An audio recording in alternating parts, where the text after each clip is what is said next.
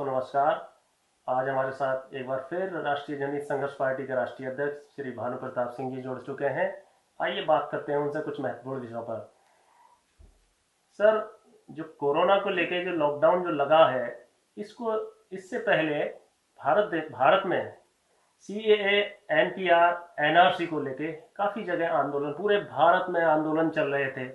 लेकिन जब कोरोना आया तो ये आंदोलन सरकार के द्वारा उठा दिए गए। जो जहाँ जहाँ प्रदर्शन चल रहे थे वो हटा दिए गए, सोशल डिस्टेंसिंग के को मद्देनजर रखते हुए। अब इस कोरोना के चलते लॉकडाउन चल रहा है, लेकिन जो उस समय जो आंदोलनकारी थे, जो लोग थे, उनको कई दिल्ली में भी कई जगह से जो उसको लीड कर रहे थे उन लोगों को उठाया जा रहा है और उनके खिलाफ देशद्रोह के मुकदमे लगाए जा रहे हैं, उनको जेल में बंद किया जा रहा है। सर, इसके बारे में आप क्या कहेंगे? देखिए, ये बहुत ही दुखद स्थिति है और मैं बार बार इस बात को कहता हूं कि कोरोना की आड़ में जिस तरह से सरकार और पुलिस प्रशासन बेगुनाह लोगों को उठा रहा है, जेलों में बंद कर रहा है, ये अपने आप में बहुत ही गंभीर परिस्थिति है। जो CAA, NPR और NRC का आंदोलन 3 महीने बहुत जबरदस्त तरीके से चला, उस आंदोलन और पूरे देश में वो आंदोलन चला, करोड़ों की संख्या में उस आंदोलन में पूरे देश में, कश्मीर से लेकर कन्याकुमारी तक और गुजरात में कच्छ से लेकर असम और नॉर्थ ईस्ट के बिल्कुल दूर तक ये पूरा आंदोलन चला। और अब कोरोना की आड़ में होना तो ये चाहिए कि सभी जो लोग हैं, इस देश में रहने वाले सभी लोग जो हैं, उनकी इस बीमारी से किसी भी हालत में उनको दिक्कत ना हो, उसकी व्यवस्था करनी थी। लॉकडाउन इसीलिए किया गया था। लेकिन अफसोस कि इस लॉकडाउन का दुरुपयोग करके हमारी पुलिस जो है, वो पुलिस उन लोगों को, जो बेगुनाह लोग हैं, जो आंदोलन में जिन्होंने बढ़ चढ़कर भाग लिया, आंदोलन को जिन्होंने कोऑर्डिनेट किया, और ये उन्होंने, उनका संवैधानिक हक था, अपने संवैधानिक हक का उन्होंने इस्तेमाल किया। उस आंदोलन में जो कोई भी करता, कोई भी व्यक्ति, अगर किसी को लगता है कि सरकार कोई गलत काम कर रही है, तो सरकार के खिलाफ आवाज उठाना ये हर व्यक्ति का एक अधिकार है, कानूनी अधिकार है, फ्रीडम ऑफ स्पीच का अधिकार है, संविधान ने अधिकार दिए हैं। लेकिन उस अधिकार के तहत जिन लोगों ने काम किया, आज इस कोरोना की आड़ में एक एक करके उन सारे लोगों को उठाया जा रहा है। और उसमें मैक्सिमम जो लोग टारगेट किए जा रहे हैं, वो मुस्लिम समाज के लोग टारगेट किए जा रहे हैं। और इसमें अभी हाल फिलहाल में जो 2-3 लोगों को उठाया गया है, वो बहुत ही दुखद स्थिति है। उसमें सबसे ज्यादा जो एक स्थिति है, वो जामिया मिलिया इस्लामिया की जो एक स्टूडेंट सफूरा जरगर हैं, और दूसरे वहीं के एक छात्र मीरान हैं, इन दोनों को जो उठाया गया, इनमें भी सबसे ज्यादा सफूरा जरगर। एक स्थिति देखिए कि शादीशुदा हैं सफूरा जरगर, लेकिन उनके चरित्र पर लगातार बीजेपी के IT सेल के और बीजेपी के जो नेता हैं, इतने मतलब उनको अपमानित करने वाले आरोप लगा रहे हैं जिसकी कोई सीमा नहीं। जिसमें कपिल मिश्रा जैसे जो गुंडे, जो दंगा भड़काने वाले लोग हैं, इस तरह के लोग, अपराधी प्रवृत्ति के लोग, उनके दामन पर दाग लगा रहे हैं। एक पाक लेडी के दामन पर दाग लगा रहे हैं। सफूरा जरगर का कोई कसूर नहीं है, सिर्फ इतना ही कसूर है कि सफूरा जरगर ने अपने संवैधानिक अधिकारों का प्रयोग करते हुए CAA, NPR और NRC के विरोध में आंदोलन को कोऑर्डिनेट किया। ये उनका हक है, ये मेरा भी हक है, किसी का भी हक है। अगर सरकार की किसी बात से कोई सहमत नहीं है तो वो आंदोलन कर सकता है। और उन सफूरा जरगर को देशद्रोह के आरोप में गिरफ्तार कर लिया गया। और कैसी स्थिति में गिरफ्तार किया गया, मैं बार बार इसीलिए तो कह रहा हूं, मैंने अभी कहा, एक वीडियो में कहा है कि पुलिस की जो अंतरात्मा है वो मर चुकी है, संवेदनाहीन हो चुकी है, संवेदना पूरी तरह से इनके खत्म हो चुकी है। इन्हें यह भी नहीं लगता कि हम किसके खिलाफ काम कर रहे हैं, किसके लिए हम काम कर रहे हैं, क्यों कर रहे हैं। उस 3 महीने की गर्भवती महिला सफूरा जरगर को जिस तरह से देशद्रोह के आरोप में उठा के इन्होंने तिहाड़ जेल में बंद किया है, मैं समझता हूं इससे ज्यादा अन्याय और अत्याचार एक महिला पर। ये वही है ना सरकार जो कहती है बेटी बचाओ बेटी पढ़ाओ का नारा देती है और हल्ला मचाती है, ढोल पीटती है लगातार इसी देश की बेटियों पर, सिर्फ इसलिए क्योंकि वो मुस्लिम है, सिर्फ इसलिए, और कुछ नहीं है, सिर्फ इसलिए क्योंकि वो मुस्लिम है, इसलिए उसको देशद्रोह के आरोप में गिरफ्तार किया जाता है। सरकारों के साथ साथ इस देश की जो कोर्टें हैं, अदालतें हैं, मुझे लगता है कि उनकी भी संवेदना मर चुकी है, संवेदनाहीन हो चुकी है। उन अदालतों को नहीं दिखता कि एक 3 महीने की जो गर्भवती महिला है, अभी केवल आरोप है। जो हमारी सुप्रीम कोर्ट है वो बार बार ये कहती है, सुप्रीम कोर्ट के कितने ही डिसीजन है जिसमें कहा गया है कि bail is a rule, bail is a rule and rejection is exception. यानी कोई व्यक्ति है उसको बेल देना ये नियम है, और उसकी बेल अगर आप उसकी जमानत खारिज करते हैं तो ये केवल अपवाद होना चाहिए। क्या उन्हें दिखाई नहीं देता कि एक 3 महीने की गर्भवती महिला जिसके चरित्र का असैसिनेशन कितनी बुरी तरह से बीजेपी के गुंडों द्वारा, बीजेपी के आईटी सेल के द्वारा, बीजेपी के नेताओं द्वारा लगातार किया जा रहा है, सिर्फ इसलिए कि वो मुस्लिम है। जिस तरह से ये सब कुछ किया जा रहा है, उनको अदालतों को नहीं लगता कि उन्हें जमानत देनी चाहिए, और ये उस आधार पर देनी चाहिए जिस आधार पर हमारे देश का कानून ये कहता है कि जब तक सिद्ध ना हो जाए प्रत्येक व्यक्ति बेगुनाह है। क्या सुप्रीम कोर्ट भूल गई है? क्या इस देश की अदालतें भूल गई हैं इस कानून को कि जब तक सिद्ध ना हो जाए हर व्यक्ति बेगुनाह है? और क्या ये इस कानून को भूल गई हैं कि चाहे 100 के 100 गुनहगार छूट जाएं पर किसी भी बेगुनाह को सजा नहीं होनी चाहिए? मैं जानता हूं, दावे के साथ कह सकता हूं, कहता हूं, और मैं इस बात को अगर मुझे मौका मिला तो मैं सिद्ध करके भी दिखाऊंगा कि सफूरा जरगर और मीरान और ये जितने भी लोग हैं जिनको पकड़ा जा रहा, ये सारे के सारे बेगुनाह लोग हैं। सिर्फ इन्होंने अपने संवैधानिक अधिकार का प्रयोग किया, सदुपयोग किया और सरकार के गलत काम के खिलाफ आवाज उठाई, सिर्फ इतना ही कसूर है।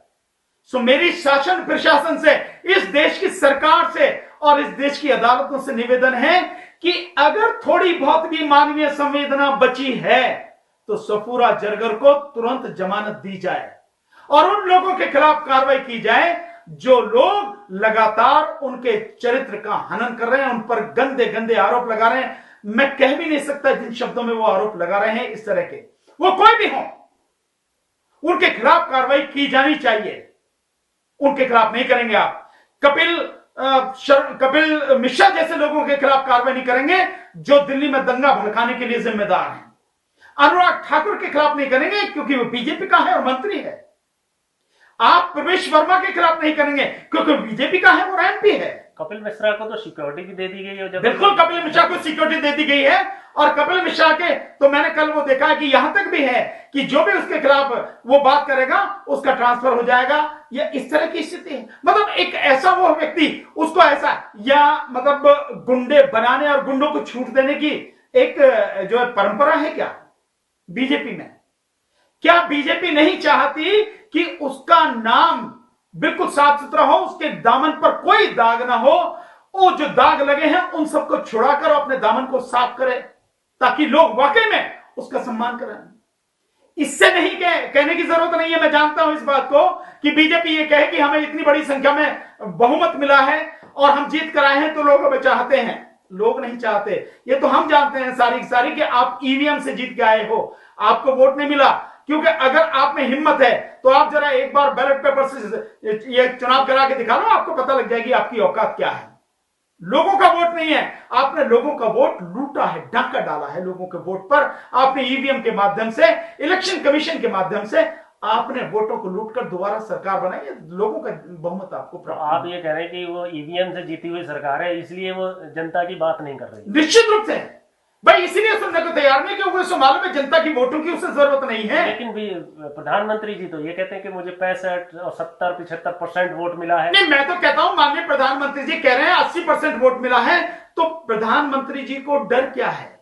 माननीय नरेंद्र मोदी जी को डर क्या है? अमित शाह जी को डर क्या है?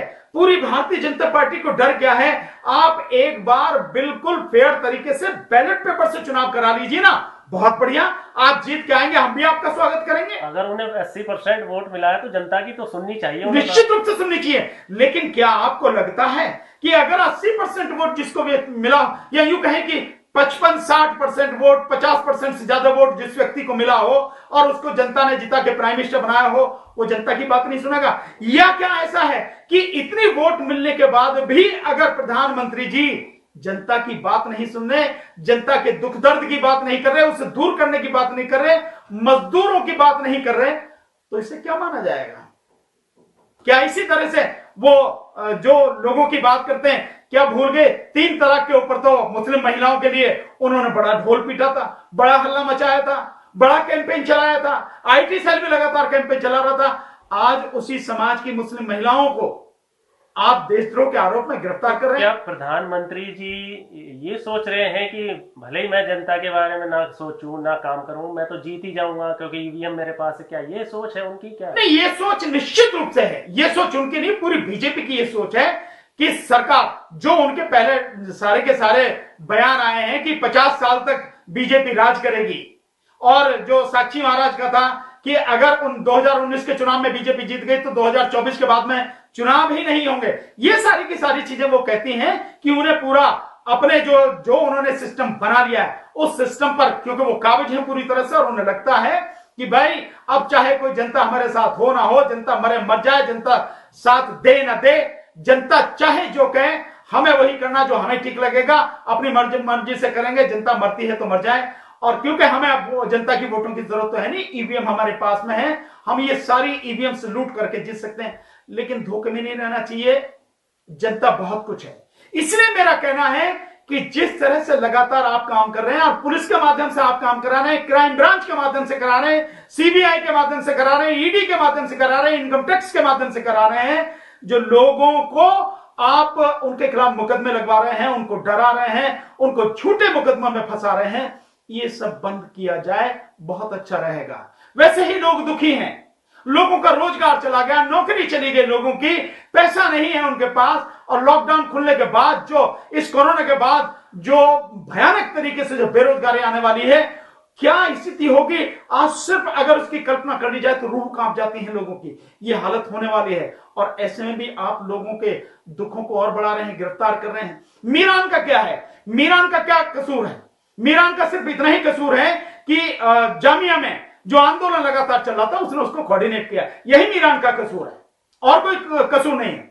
खालिद सैफी को आपने गिरफ्तार किया, क्या है खालिद सैफी का? खालिद सैफी ने कोई गलत बयान कभी नहीं दिया, खालिद सैफी ने देश के खिलाफ कभी कोई काम नहीं किया, खालिद सैफी सामाजिक आंदोलन में लगातार लगे हुए, और ये सीए एनआरसी के जो विरोध आंदोलन है उसमें लगातार लगे हुए, यही का और उसका कसूर है। और यही नहीं, आप देखिए तमाशा कि दिल्ली पुलिस ने जिस तरह से काम किया है, जो जफरुल इस्लाम है, दिल्ली माइनॉरिटी कमीशन के जो चेयरमैन है जफरुल इस्लाम, उनको भी देशद्रोह के आरोप में गिरफ्तार कर लिया।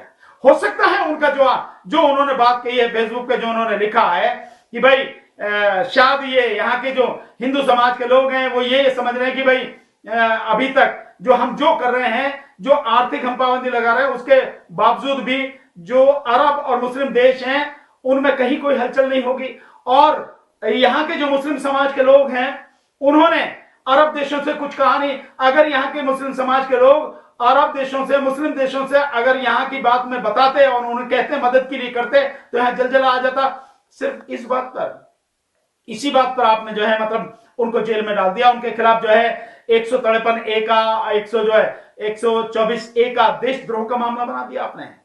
ये जो स्थिति आपने की है, आपको मालूम है जो माननीय सुप्रीम कोर्ट ने जो 1962 में केदारनाथ का जो एक बिहार के थे, केदारनाथ वर्सेस बिहार स्टेट, उस मुकदमे में क्या कहा कि जब तक हिंसा न भड़काई जाए, जब तक हिंसक रास्ता न अपनाया जाए, तब तक किसी भी सरकार के विषय में कुछ भी कहना कोई भी किसी भी हालत में देशद्रोह नहीं है। और यही नहीं, 1995 में फिर किया सुप्रीम कोर्ट ने बलवंत सिंह के मामले में, जो पंजाब से बलवंत सिंह थे उनके मामले में, उसमें तो यहां तक कहा कि खालिस्तान का नारा देना। खालिस्तान आप जानते हैं किस तरह से वहां जबरदस्त तरीके से आतंकवाद चला और इतना जबरदस्त वो रहा। उस खालिस्तान के विषय में, खालिस्तान के नारे लगाने के विषय में भी उन्होंने कहा कि यह देशद्रोह नहीं है, उस तक के विषय में कहा। और ये स्थिति आप है, यहां तक कि जस्टिस के सुदर्शन जी हैं जो रिटायर्ड जज हैं सुप्रीम कोर्ट के, उन्होंने भी बहुत जबरदस्त टिप्पणियां की हैं कि ये जो सेडिशन का कानून है इसके विषय में जो है उन्होंने बहुत जबरदस्त टिप्पणी की है। जस्टिस दीपक गुप्ता, उन्होंने जो कहा है कि जब तक हिंसक की कोई वारदात ना हो तब तक देशद्रोह का मतलब कुछ नहीं है। सो आप सारी चीजों को मतलब वो सब चीज कर रहे हैं।